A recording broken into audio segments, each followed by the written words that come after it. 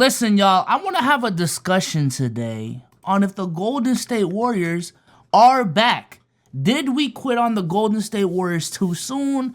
Or is the recent events the overreaction to what is going on in Golden State? So, for those who do not know, in Golden State, for a majority of the season, they have been around the 10th seed, 11th seed, 12th seed. And to be fair, that is still the case, right? Right now, they are the 10th seed. If we want to look at how many games they are back from the 9th seed, let's go ahead and go to NBA.com. We're going to go here. They are a game back from the 9th seed and from being a true playoff team. What is this? 4.5 games back. And they're 1.5 games ahead of the Utah Jazz. Looks like they have a pretty decent cushion on that 11th seed. However, as of late, for those who haven't been keeping up, the Golden State Warriors have kind of been turning up. Draymond Green is back from his suspension.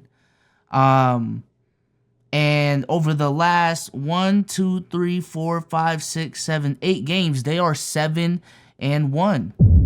They are 7-1, beating the likes of a Utah Jazz, Phoenix Suns, Indiana Pacers, Philadelphia 76ers, Brooklyn Nets, Memphis Grizzlies, and Philadelphia. Now, I will say, schedule. But on top of that, a breakout star has emerged for the Golden State Warriors, or a breakout player. Maybe star is a little bit too soon, but and this is a guy that I have been very, very cautious about. I try to give young players as much grace as I can, but I'm gonna just be honest. I didn't see it in Jonathan Kuminga, but he is starting to turn it around. And has played phenomenal basketball for this whole season. So for this whole season, as you can see, he already has taken a leap just from the season as a whole, going from 10 points a game last season to 16 points a game. But that doesn't even do justice what he's been doing over the last, 15 games, 14 games. So over these last 14 games, we're looking at a guy that's averaging 23 points a game, 6 rebounds, a steal, a block, 58% from the field, 46% from three. Onto attempts, so do take that into account. Getting to the line 5 times, he shoots 78%.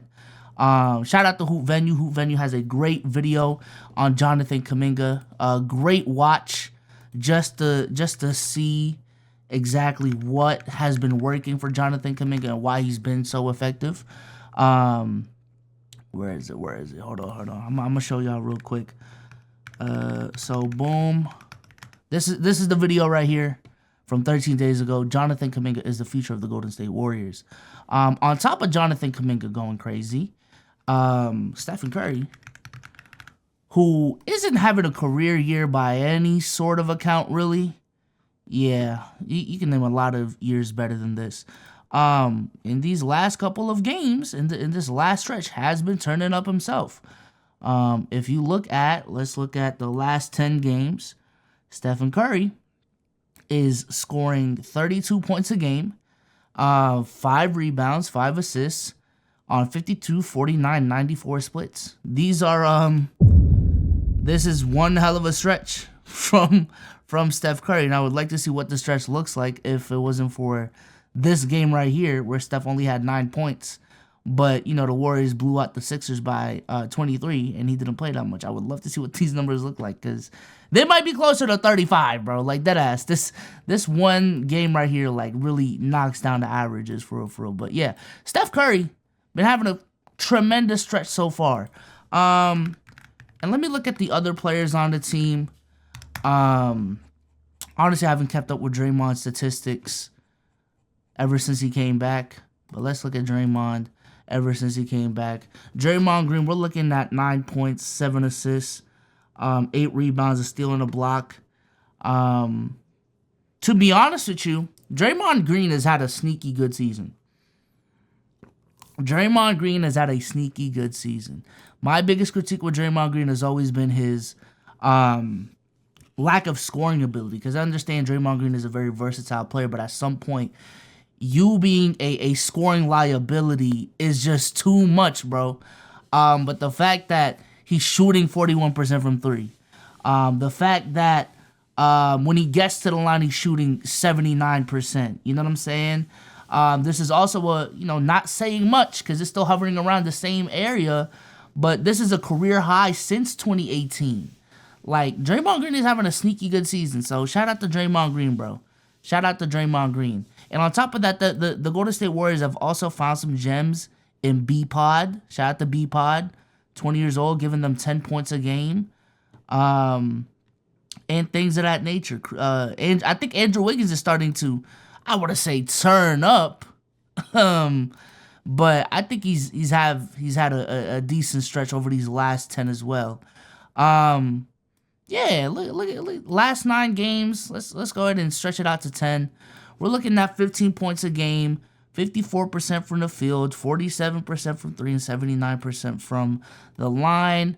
It looks like, the Golden State Warriors are playing winning basketball. Now, again, how much you want to contribute this to a weak schedule, that is up to you, because I would like to reiterate, the only really solid playoff team they faced during this stretch is Phoenix.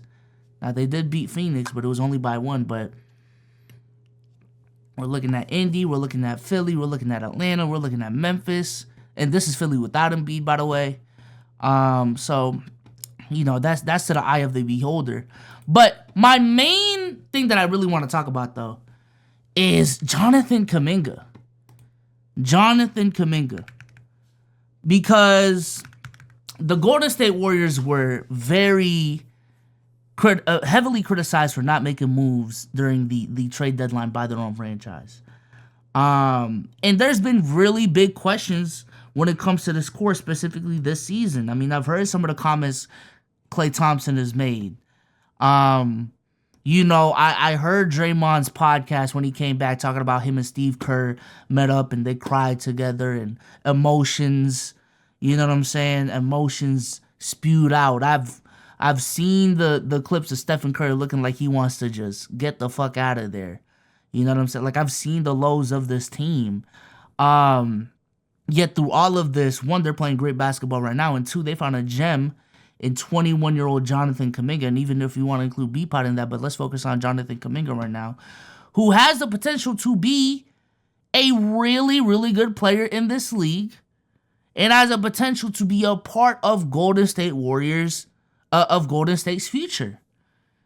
So, my thoughts on this, and Golden State fans, I want to have a discussion. This is not necessarily me imposing my beliefs, is, long story short, I see a really good, really valuable young asset in Jonathan Kuminga. What I see from the outside looking in is the Golden State Warriors coming up on the tail end of the Steph Curry, Klay Thompson, Draymond Green era. They won a championship 2 years ago, and they are at a crossroads of if they want to keep this core together or if they want to break it up. That's what it sounds like. And I am also not a fan of middle-of-the-pack teams. Teams that aren't contending for a championship but also aren't maximizing their assets to get the most amount of young assets. And when push comes to shove, when the Golden State Warriors right now are the 10th seed, and while they're playing great right now, I'm going to be honest with you, I am personally going to attribute a lot of that success to a weak schedule. They face who's in front of them, so I also want to give them credit, not take all the credit away from them, but it has been a relatively weak schedule over these last 10 games. What I see in the Golden State Warriors is another chance to pick a lane. What I see is another chance to pick a lane, right? I think in hindsight, in my opinion, they made a mistake not pulling the trigger on some of their players when their stock were high. When you talk about Klay Thompson, James Wiseman, hell, even Jordan Poole, right? There have been a decent amount of young players on this team that they could have shipped off for something that would aid them in a win-now process and a win-now mentality way more than those young players did. Now, confirmation bias is going to hit because, again, it worked in 2022. But that doesn't necessarily mean that they still wouldn't have been a better team if different moves have been made. I feel like a lot of fans would agree with me on that. or a decent amount of fans would agree on me on that. That in hindsight, they probably should have shipped off some of these players sooner rather than later. In hindsight, those young players, yes, while they did help in 2022, it probably would have been more beneficial if they had a stronger core with a little bit more star power, or at least just a fresher personnel than what they have right now. They have that option, or they have Jonathan Kuminga, right? They have B-Pod, if that's a part of their future. Stephen Curry is still 35 years old. Stephen Curry is still playing MVP level basketball, or he's still capable of it. Klay Thompson, his value is only going to go down from here. He is a deep, what real estate people say is a depreciating asset. I don't think he's going to get much better than this. So while he's shooting 37% from three, at 33 years old, shooting 9 threes a game, still giving you 17, I would trade him off as soon as possible. And Draymond Green, in my opinion, can fit with a lot of teams. A lot of contending teams. A lot of teams can use a enforcer like Draymond. A lot of teams could use a versatile defender like Draymond. A great passer, a decent passer. I don't want to say great at this point, but a decent passer in Draymond Green. You know what I'm saying? These are still valuable assets that they can get young assets in return. Hell, Andrew Wiggins even. You know what I'm saying? So, Golden State fans, my question to y'all is, what do y'all think about Jonathan Kuminga blowing up? You know what I'm saying? Is this something that you want to try to fit in with Steph, with Klay, with Draymond Green? And, hey, we just got a free all-star on the team. Let's try to run it back again with Jonathan Kuminga, with Stephen Curry, with Klay Thompson, and retool. Or you have a perfect chance to finally properly blow it up. Again. Like, I thought it slipped away. Especially after post-trade deadline. But y'all have another chance again because of Jonathan Kuminga stock finally rising to a very, very high level. Y'all make the same mistake twice? Or do y'all do something different? Golden State fans, let me know. Me personally, I think Stephen Curry has done a lot for my franchise, right?